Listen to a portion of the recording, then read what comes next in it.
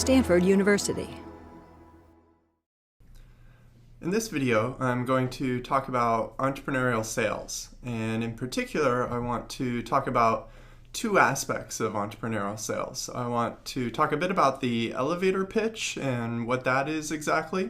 I'll show you one example of a winning elevator pitch, and I'll also talk a bit about entrepreneurial sales in terms of how to experiment with entrepreneurial sales and how to think about early sales as part of the search process. So first, the elevator pitch. What is an elevator pitch and how do you give a good one? Elevator pitch is named this way because you're supposed to think of yourself as having just stepped into an elevator with a potential investor or a potential ideal customer, and you have the time it takes for the elevator to stop at their floor to convince them that you're worth spending more time on or to get a next meeting with them. And so a successful elevator pitch should combine these 5 elements. First of all, it should convince the target person to schedule a longer meeting or enable them to convince others to become interested and to meet with you. It should resonate and demonstrate sincerity. It shouldn't come across as too polished or too insincere. It should communicate a sense of value, empathy, and urgency. So it should communicate that you understand what the target person's needs are, what the customer's problem is, and that you're excited and passionate about your solution for it. And finally, ideally, it should quantify what we call the value proposition clearly. And so the value proposition basically means what value are you bringing to the other party? And so this needs to be both in terms of the person who you're trying to schedule a longer meeting with. If they're an investor, why is this an interesting investment opportunity for them? Or if this is a customer, what value does your company or your product bring to this customer? And so to do this, you have to combine in a succinct way extremely thorough sales and market research.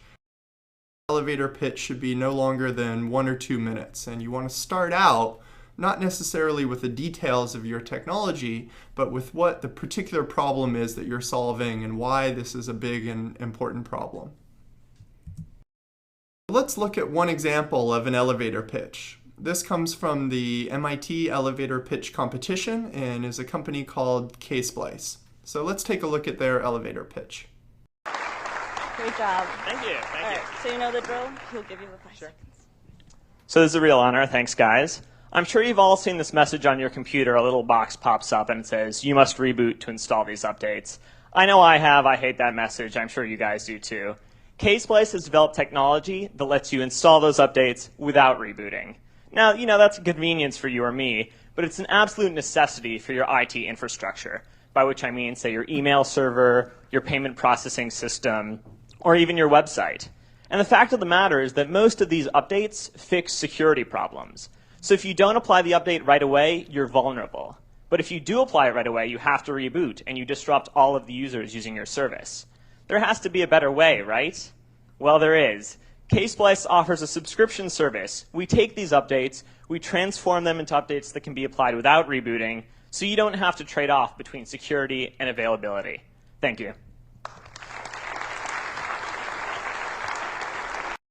And so this was a great elevator pitch. It could certainly be improved by better quantifying what the extent of the problem is in terms of dollars or lost time and productivity, but it's clearly well-rehearsed, well-practiced.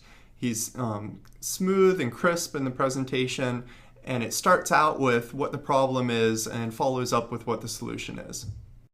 David Morgenthaler, the founder of Morgenthaler Ventures, came into my class a couple of years ago, and on watching the student presentations, he had this to say, that while good concepts in engineering are essential, very little happens in the world without the concurrence or the agreement of other people.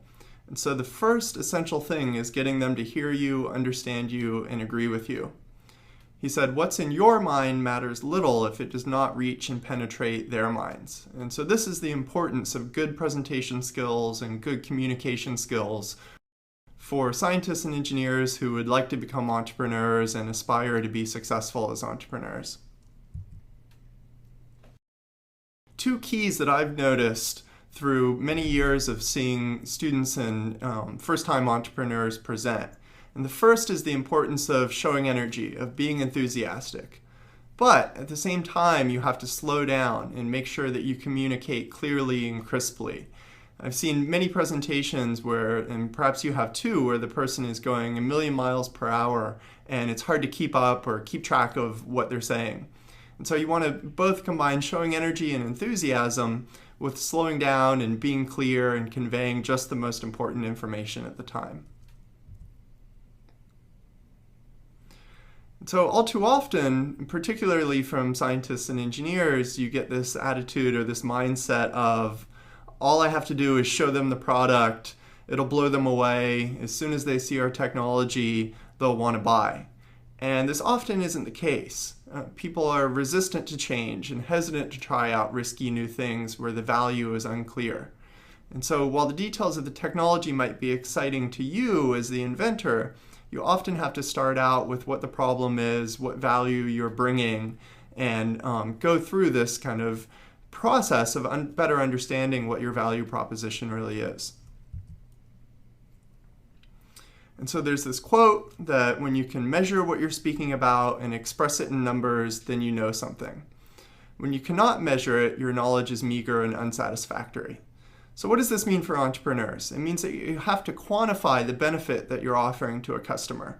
You have to get into the customer's head and understand the effects of using your product on their business. So this is certainly true if you're selling to an enterprise or a business customer, but also if you're selling to consumers.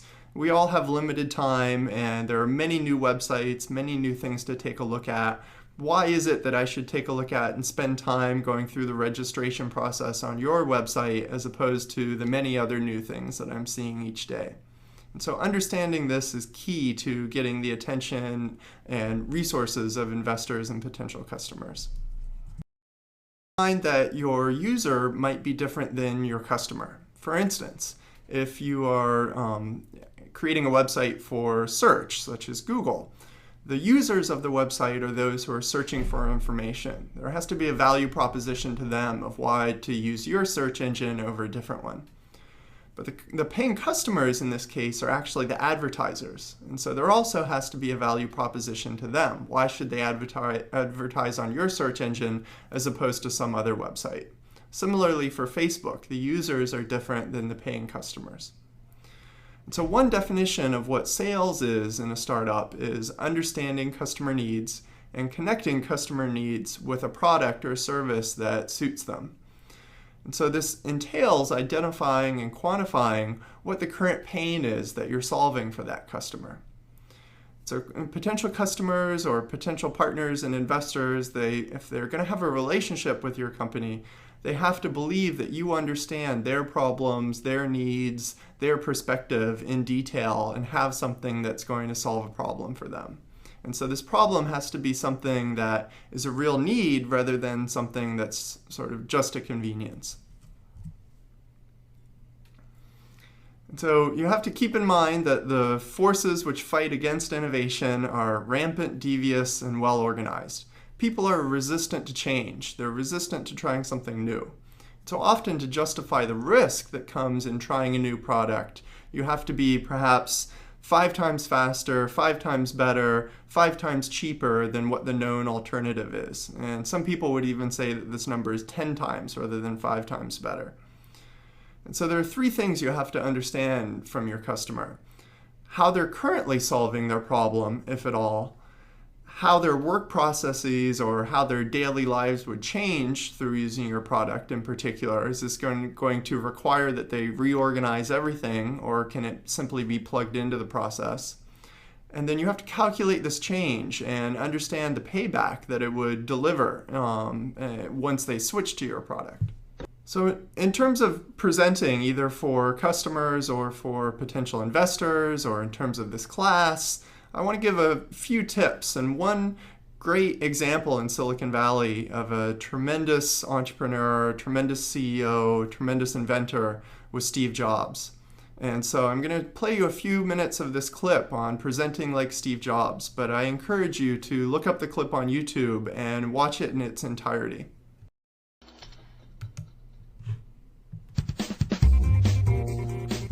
Anyone who has watched a Steve Jobs keynote will tell you he is one of the most extraordinary speakers in corporate America. Who does the best job of that in the world? While most presenters simply convey information, Jobs inspires. And so the final thing that I want to emphasize about the elevator pitch is that it should close with what your request is. If this is an investor and you're asking for a next meeting, or if this is a customer and you're asking to come in and present to the rest of the executive team, you need to close with that clear request so that they understand what you're asking for from them. The next thing that I want to talk about is the sales process and seeing sales as part of the search and experimentation process. So in the same way that we experiment with other aspects of the business model, we also need to experiment in creating the sales process and who the initial target customers are. So one great resource that I found for this is a book called Traction by Steve Brown. It's one of the great books about how entrepreneurial sales works and how to create a process for it. And so the goal here is a scalable and repeatable sales process. And this should be found by the co-founders of the company before sales is delegated or outsourced to a sales team. All too often, founders tend to ramp up the sales team before they've really defined who the target customer is and what the sales process should look like, or before they've developed product market fit. And so, much like the elevator pitch, there are three fundamental questions that you should think about finding the answers to. First, why should the customer buy anything? Second, why should they buy our product rather than a competitor's product? And third, why buy now? What's the motivation to buy now rather than waiting for the future?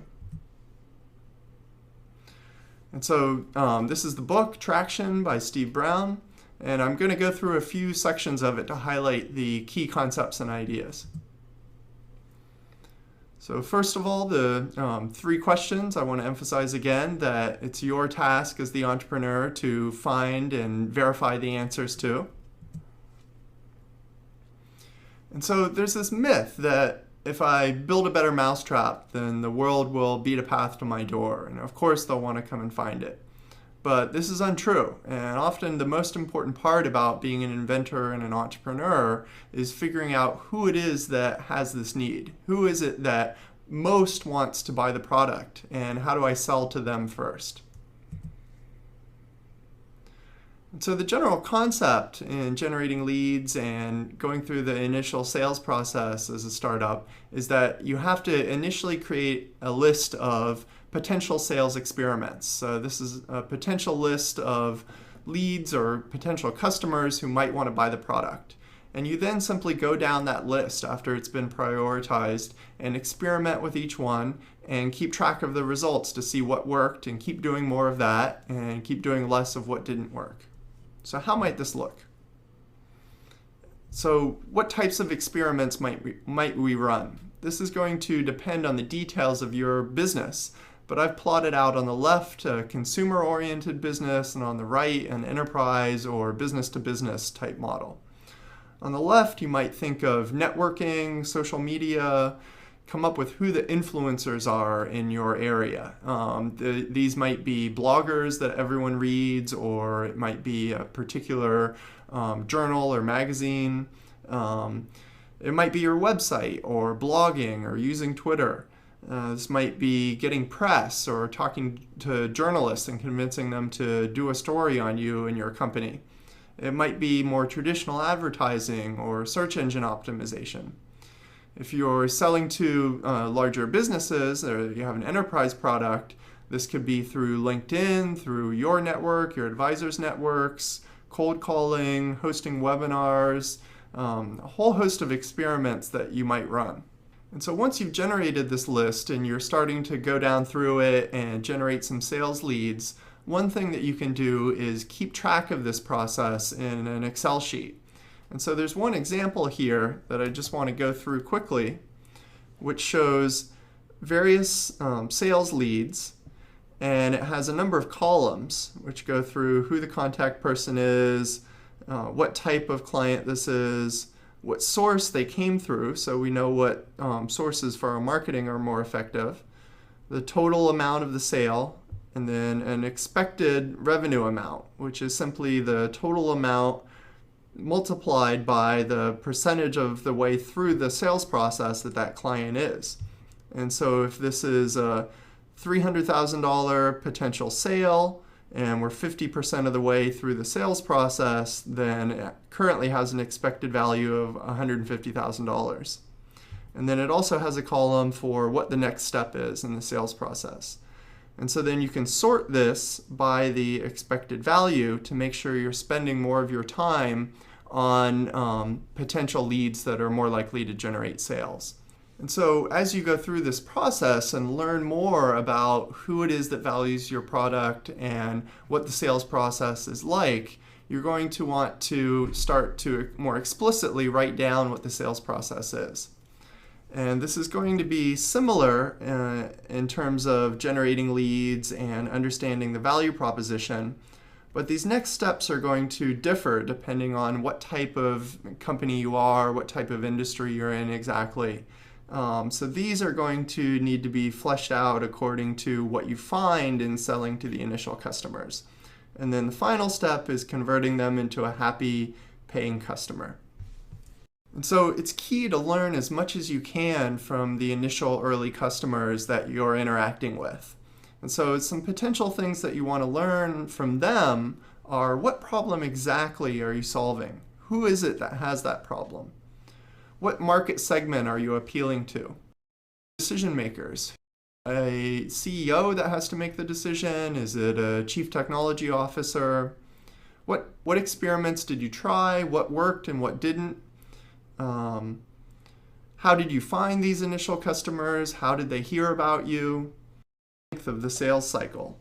So how long did it take from initially contacting this customer to closing the sale? And why did they buy? Were they the same reasons that you expected?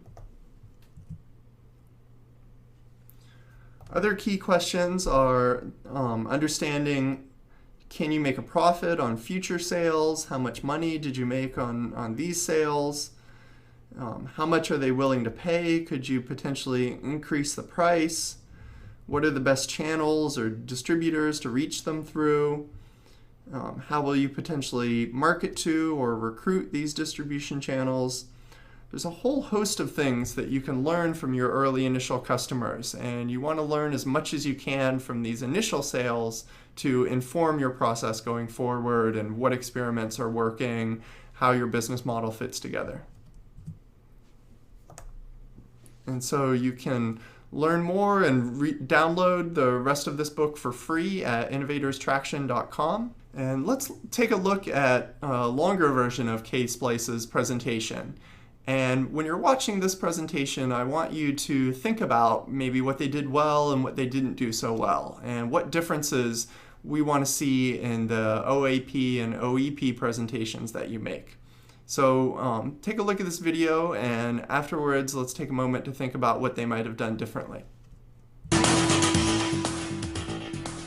Hi guys, I'm Wasim Daher, and I'm here to tell you about K-Splice. So I'm sure you've all seen these messages before. You must reboot to install these updates. You know what? We hate these messages, and I think you guys do too. But you know who hates them even more than we do? Well, the people that administer server farms and your enterprise IT. Now, why do these guys hate this? Because installing updates leads to downtime. Downtime for your email server, your payment processing system, and your website. This downtime is expensive. Lost productivity, missed sales, this is a really big deal. And who can afford that these days? No one. So why do people install updates then if it's so painful? Well, the fact of the matter is that updates often fix security problems. So if you don't install them, you're vulnerable. There's got to be a better way, right? Well, fortunately, there is. K-Splice has developed technology that can install these updates without requiring a reboot. So who is K-Splice? Well, we're right here. We're all MIT engineers, and I've actually got a picture of us. That's not us. No. Okay, I've got a picture of us. I'm not going to tell you which one I am because I think it's obvious. But I will tell you that we're a proven team that can really deliver these complex software solutions. So Athena 10, MIT's new version of its computing infrastructure, yeah, we did that. And so what we're doing now, we've been working on K-Splice for over a year, and we've deployed this rebootless update technology at countless production environments. In other words, we've shipped software. So we know what we're doing here. So what's next for us? Well, here's a picture of a data center. You've got thousands of machines and a myriad of software products on there. And all of these things need our rebootless update technology. So what am I talking about? I'm talking about your storage device, your router, your virtualization solution, your operating system, your database, your ERP, your CRM, your other acronyms, your web server. The need for this technology is ubiquitous. We can solve this problem for you. So at the end of the day, you can't buy a piece of stereo equipment that doesn't have a Dolby logo on it. Similarly, we think that any self-respecting application or device vendor is going to want their product to be K-Splice enabled. So with K-Splice, reboots are obsolete. Thank you. So what do we like and what do we not like about this presentation? It's certainly very well rehearsed. It's enthusiastic, it's energetic, it's funny, it's very slick. However, have they narrowed down who the target market is? They say that the problem is ubiquitous. That certainly may be true, but who are we going to target initially? They haven't done a very good job of quantifying the problem, quantifying the potential market, or narrowing down who the initial target market is. The other big difference between this presentation and what I would like to see in your OAP and OEP presentations is evidence of the learning that you've been gathering through interacting with customers, potential partners, sales, marketing channels. I want to see the experiments that you've been running and the data points that you've been gathering to either verify or disprove your hypotheses about each section of the business model. And so I want to see evidence of what experiments have you been running, how have they been panning out, what have you been learning and modifying or changing about various aspects of your business model? For more, please visit us at stanford.edu.